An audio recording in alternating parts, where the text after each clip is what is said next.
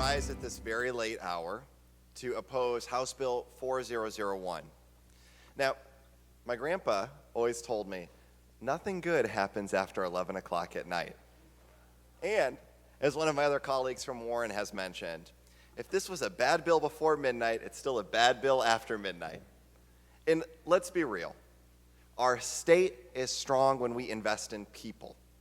This isn't a plan to put more money back into the pockets of our working families. This is a recipe for a tax shift, where working people are going to end up picking up a bigger share of the tab, so we can make sure that millionaires and billionaires can take another vacation. Now, for my friends on the Appropriations Committee, they know I like budgets. I mean, I like them a lot. And I like budgets because they represent our priorities. If the roads are a priority, we fund them.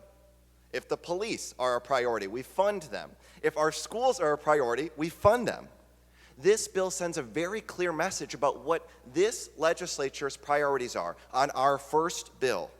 It is the most important priority of this legislature to give money back to millionaires and billionaires. But it doesn't have to be this way. Because I've actually been talking to a lot of my Republican and Democratic friends, and we agree on this. When working people have more money in our pockets, it's better for all of our families. That we agree on. And Democrats yesterday offered plans through an amendment that was defeated on House Bill 4001 that said if you make less than... Representative, please keep your comments confined to the bill that is before us and the question at hand. The chair recognizes Representative Hoadley. In point of inquiry, is a defeated amendment then not germane to the current bill? That is correct. Your comments must be confined to the bill that is at hand. The chair recognizes Representative Hoadley. Thank you, Mr. Speaker. So we're making a choice about what we can and cannot fund. So if we choose to vote no on House Bill 4001, and we want our potholes fixed, we could do that. If we want smaller class size for our kids, we could do that. If we want our safer communities with less crime, we could do that.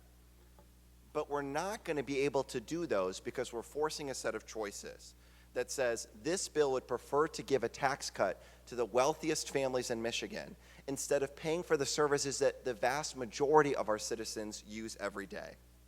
The promise of $3 more in your paycheck doesn't mean more money in your pocket if that comes with a higher price tag of broken tires, higher tuition, and more expensive medical bills. Tax cuts for the wealthy don't work, they haven't worked, and they won't work this time. So I'm urging my colleagues to vote no on House Bill 4001. I'm urging that because I want us to stand with the students that I hear from that want lower student debt and lower tuition bills, and for the parents that are helping them pay their way. I'm standing with the firefighters who protect our homes and our neighbors who want more police officers keeping us safe. I'm standing with the seniors who want funding for the Silver Key Coalition.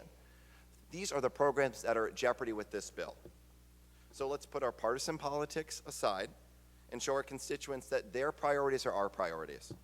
Please join me in voting no on House Bill 4001. Mr. Speaker, on the question of final passage of House Bill 4001, there are 52 aye votes and 55 nay votes. With an insufficient number of votes, the bill has not passed.